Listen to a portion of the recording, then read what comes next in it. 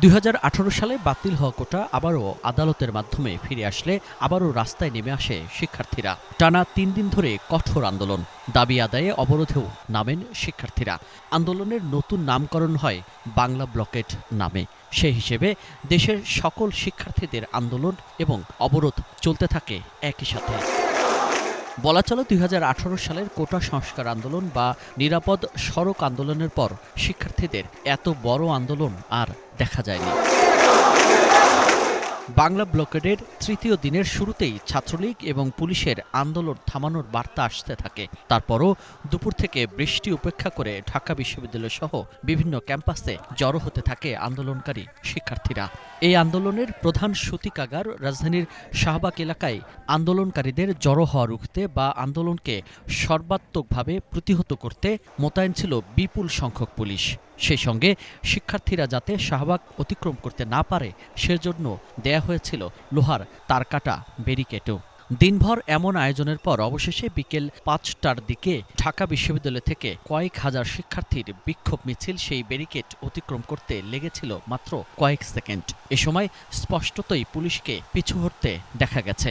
তবে এটাও স্পষ্ট ছিল সর্বোচ্চ ধৈর্যের সঙ্গে পরিস্থিতি মোকাবেলা করেছে ডিএমপির পুলিশ।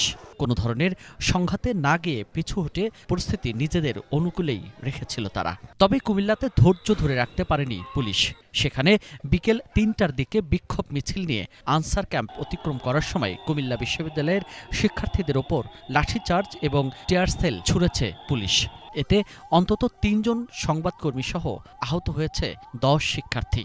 এদিকে সকালেই আন্দোলনকারীদের সতর্ক করে স্বরাষ্ট্রমন্ত্রী আসাদুজ্জামান খান কামাল বলেছিলেন, লিমিট ক্রস করলে কোটা আন্দোলনকারীদের বিরুদ্ধে ব্যবস্থা নেবে পুলিশ।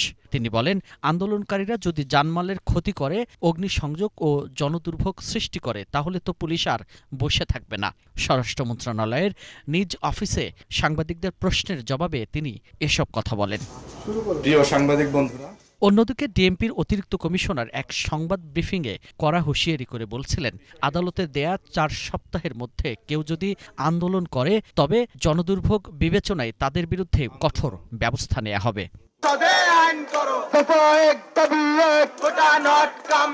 এত সব হুঁশিয়ারি সতর্ক বার্তাও যেন আন্দোলনকারীদের এতটুকু টলাতে পারেনি। শেষ পর্যন্ত বিক্ষোভ নিয়ে শাহবাগে অবস্থান নেয় তারা। অন্যদিকে একই দিনে পুলিশের ব্যারিকেড ভেঙে জাহাঙ্গীরনগর বিশ্ববিদ্যালয়, চট্টগ্রাম, খুলনা এবং সিলেট শাহজালাল বিজ্ঞান ও প্রযুক্তি বিশ্ববিদ্যালয়ের শিক্ষার্থীরা আন্দোলন করেছে। এদিকে অনতিবিলম্বে ব্লকেট থেকে সরে এসে শিক্ষা প্রতিষ্ঠানে শান্তিপূর্ণ কর্মসূচি পালনের আহ্বান জানিয়েছেন ছাত্রলীগ সভাপতি সাদ্দাম হোসেন। দুপুরে ঢাকা বিশ্ববিদ্যালয়ের মধুর ক্যান্টিনে এক সংবাদ সম্মেলনে এই আহ্বান জানান তিনি। তার মতে, কোটা নিয়ে আন্দোলনের রায়ের পর সাধারণ শিক্ষার্থীরা ক্যাম্পাসে ফিরে গেছে। তবে এখনও যারা আন্দোলনে আছে তাদের রাজনৈতিক উদ্দেশ্য আছে বলে মনে করেন তিনি।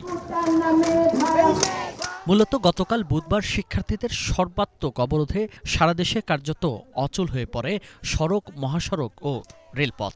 সকাল 10টা থেকে সন্ধ্যা পর্যন্ত চলে ব্লকেট। এ সময় সারা দেশ থেকে অনেকটা বিচ্ছিন্ন হয়ে পড়ে রাজধানী ঢাকা। ২০১৮ সালে কোটা সংস্কার আন্দোলনের দাবিতে ৯ম থেকে ১৩তম গ্রেডের সব কোটা বাতিল করে সরকার।